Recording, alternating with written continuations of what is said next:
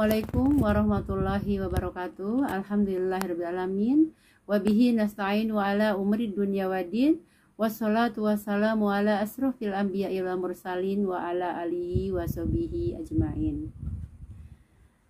Hadirin yang dimuliakan oleh Allah Subhanahu wa taala, pertama dan utama marilah kita panjatkan puji dan syukur kehadirat Allah Subhanahu wa taala. Karena Allah telah memberikan kebahagiaan yang sempurna kepada kita, insya Allah. Karena Allah telah memberikan kehidupan yang sangat membahagiakan bagi kita. Dan karena Allah lah kita bisa berjumpa, bermuwajahah di dunia virtual sekarang ini dalam rangka insya Allah untuk mendengarkan tema yang akan dibahas pada kultum pada hari ini. Salawat dan salam mari kita sanjungkan kepada Nabi Muhammad SAW, Rasul segala zaman yang menjadi teladan bagi kita, yang menjadi contoh dalam segala tindak tanduk perilaku, perkataan dan perbuatan. Dengan mengikuti Rasulnya, kita akan menjadi orang-orang yang bahagia di dunia dan akhirat. Semoga syafaatnya di yaumil akhir nanti akan tercurah kepada kita semua. Hadirin yang dimuliakan oleh Allah, pada hari ini saya akan membahas tema kultum yang berjudul adalah The Seven Awareness dan Ramadan. Tema tersebut merupakan dua buku bestseller dari Coach Nakoi, Nanang Kosim Yusuf. Motivator luar biasa yang menjadi inspirasi bagi kita bahwa kita menjadi lebih baik, menjadi sadar dengan kehidupan kita dan menjadi orang-orang yang berada di atas rata-rata. The Seven Awareness dan Ramadan akan menjawab pertanyaan sederhana. Bagaimana Ramadan 30 hari ini bisa bermakna bagi kita? Dan bagaimana The Seven Awareness dan Ramadan tersebut memberikan harapan, keindahan dan pencerahan bagi jiwa kita. Dan bagaimana Ramadan bisa menjadi katarsis buat kita, yaitu pencucian jiwa bagi kita. Sehingga jiwa-jiwa kita dan hati kita dibersihkan dan pada akhirnya nanti di bulan Syawal akan menjadi orang-orang yang bersih dari noda. Sehingga kita bisa menjadi orang yang seolah-olah kertas putih yang belum tercoret, ternoda oleh apapun. Kita kembali suci. Hadirin yang dimuliakan oleh Allah, dalam buku The Seven Awareness ada level manusia. Dan level-level tersebut adalah beribadah karena takut kepada Allah. Level yang kedua adalah beribadah karena ingin mendapatkan hadiah. Hadiah surga, hadiah pahala, dan hadiah-hadiah lainnya. Dan level yang ketiga adalah level membutuhkan Allah Subhanahu wa taala. Dalam kehidupan sehari-hari kita membutuhkan Allah Subhanahu wa taala sebagai tempat untuk mengadu, sebagai tempat untuk meminta, dan juga sebagai tempat untuk mencurahkan segala kebahagiaan maupun kepedihan. Sedangkan level yang terakhir adalah level karena cinta kepada Allah. Inilah level yang selalu menjadi harapan dan tumpuan bagi kita semua. Bagaimana caranya di bulan Ramadan tersebut kita bisa mendapatkan level cinta kepada Allah.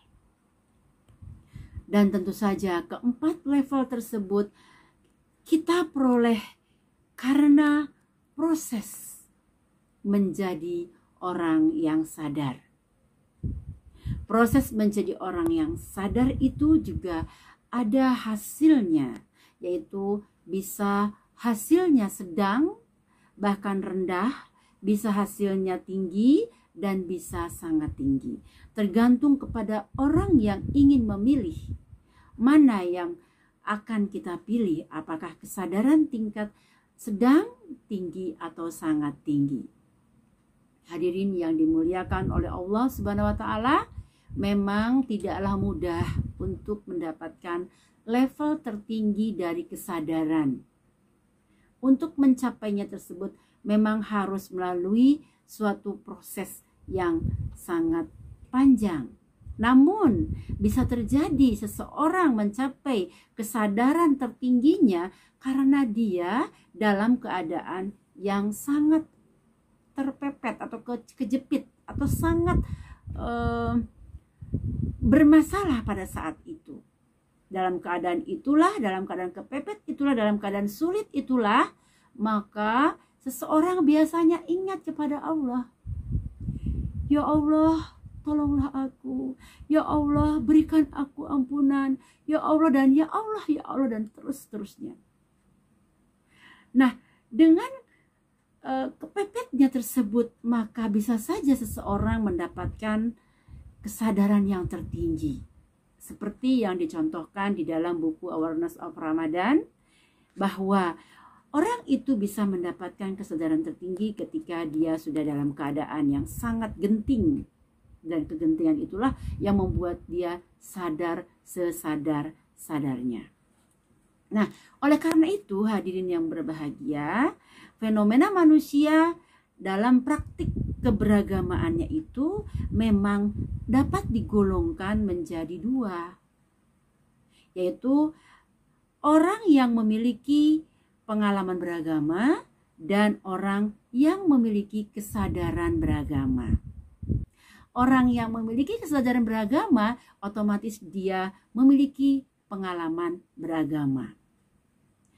Hal ini menunjukkan bahwa bangkitnya kesadaran beragama yang muncul saat orang-orang dalam keadaan sempit maupun lapang muncul biasanya dalam diri seseorang yang memiliki kesadaran yang tinggi. Orang yang memiliki kesadaran yang tinggi itu adalah orang yang benar-benar telah menemukan kebahagiaannya di dunia, karena pedoman yang dia pakai di dunia adalah pedoman kepada Al-Quran yang di dalamnya mengandung penyadaran dan kesadaran untuk menyadarkan manusia. Karena dengan kesadaran yang tertinggi bagi manusia itu, maka dia akan menghasilkan spiritualitas hati dan jiwa yang tertinggi. Ketika seseorang sudah mendapatkan spiritualitas yang tertinggi, maka dia akan menjadi manusia yang mulia. Dia akan menjadi manusia yang berakhlak luhur, berbudi pekerti luhur. Dia akan bisa memberikan kesadaran kepada orang lain. Dia akan selalu memberikan kesadaran, dan kesadaran itu adalah datangnya dari dirinya sendiri. Terutama kesadaran itu adalah diperoleh dari pembiasaan-pembiasaan, latihan-latihan penyadaran diri melalui perilakunya positif, ucapannya yang positif, dan juga pikiran-pikiran yang positif. Hal-hal yang bersifat positif itulah yang akan memberikan data kepada pikiran manusia, sehingga pikiran tersebut membentuk menjadi satu kesadaran. Dan biasanya kesadaran yang dibentuk melalui ucapan, perilaku, pikiran yang terus-menerus akan menjadi kesadaran yang lama terpendam atau yang lama tertinggal di dalam pikiran manusia, dan lama akan menjadi orang yang sadar. Melalui kesadaran tertinggi itulah manusia yakin bahwa di bulan puasa ini kita tidak boleh melewatkan sekecil apapun, sedikit waktu pun untuk melupakan latihan kesadaran. Sarana untuk latihan kesadaran inilah bulan puasa, bulan Ramadan yang sedang kita jalankan. Nah, latihan kesadaran yang terus kita lakukan selama 30 hari ini adalah latihan kesadaran untuk membangkitkan ketakwaan dan keimanan kepada Allah Subhanahu wa taala. Ketakwaan dan keimanan kepada Allah Subhanahu wa taala itu jelas telah dicantumkan di dalam surat Al-Baqarah ayat 183. Ya, yang berbunyi, ya ayyuhalladzina amanu kutiba alaikumusiyam wa ma kutiba alal ladzina min qablikum la'allakum tattaqun. Ini adalah sarana, jelas sekali sarana untuk mencapai kualitas tertinggi dari kehidupan manusia, yaitu bertakwa kepada Allah. Jadi puasa adalah sarana untuk mengendalikan diri agar kita menjadi manusia di atas rata-rata, manusia yang selalu ingat dengan kesadarannya, selalu melaksanakan kesadaran itu, dan selalu menjadi orang yang sadar dalam keadaan apapun, dalam keadaan bahagia, dalam keadaan sedih, dan dalam keadaan apapun.